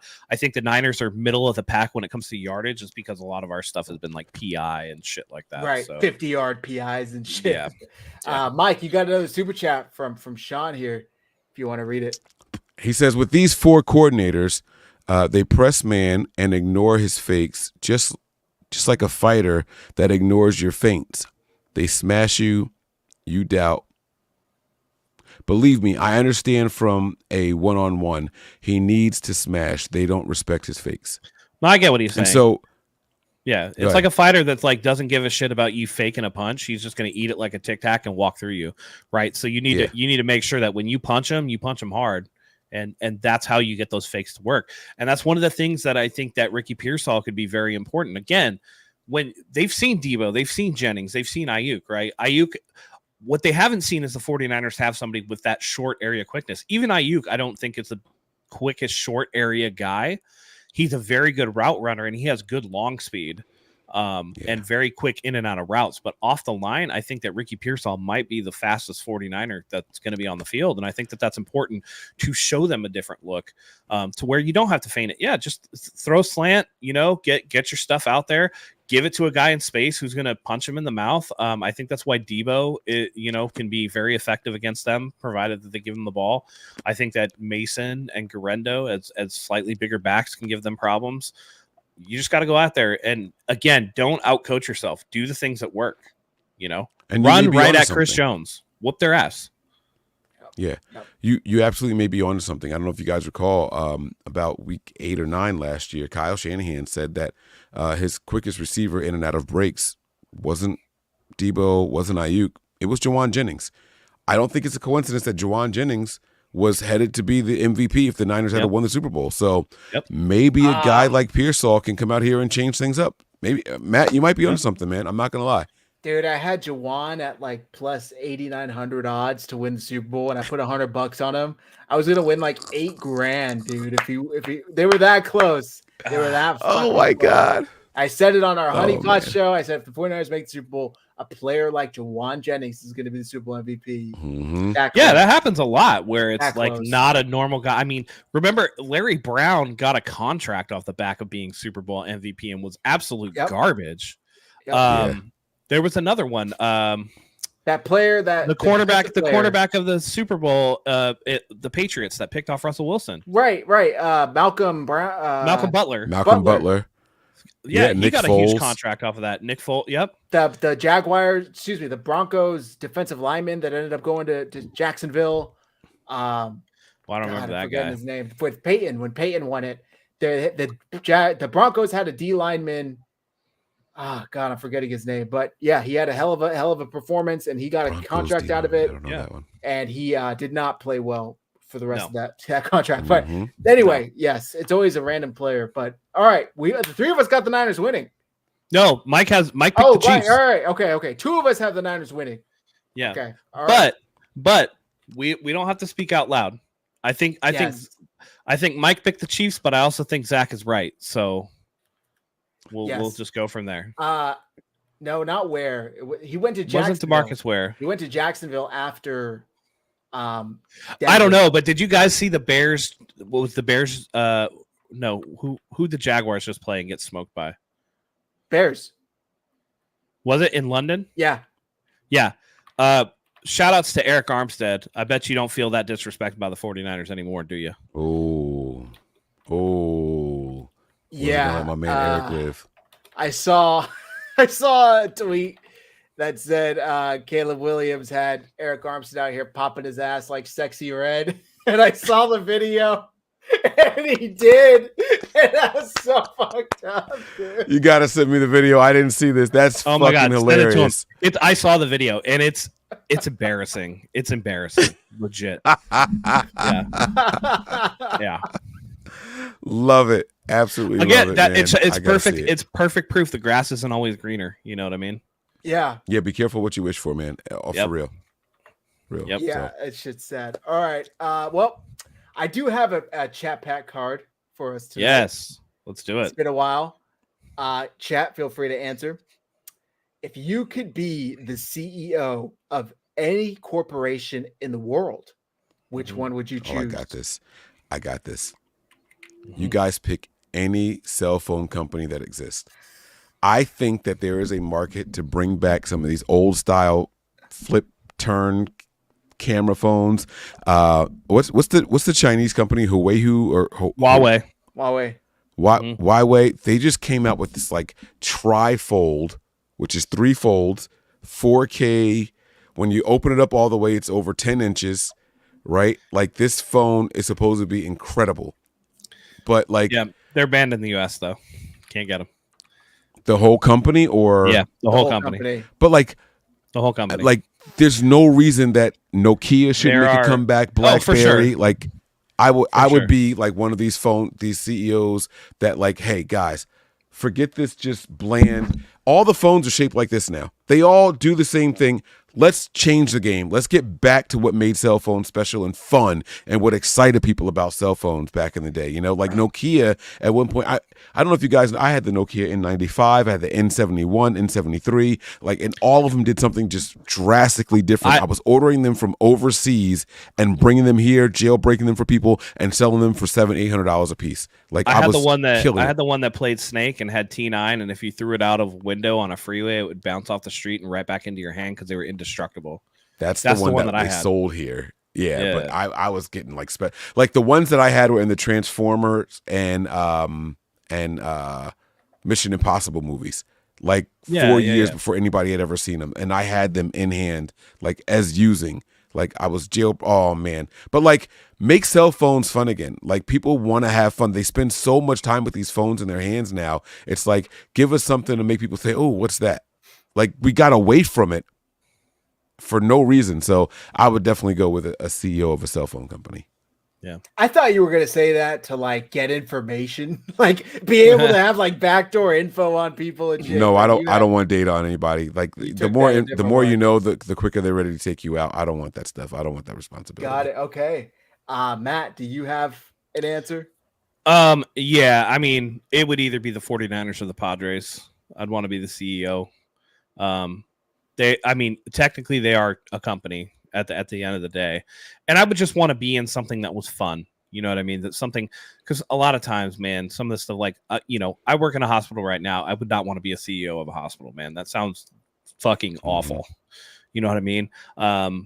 Even something as cool as like SpaceX or something cool like that, that would be awesome. But I don't feel that I would have the requisite knowledge to garner all of the enjoyment out of it.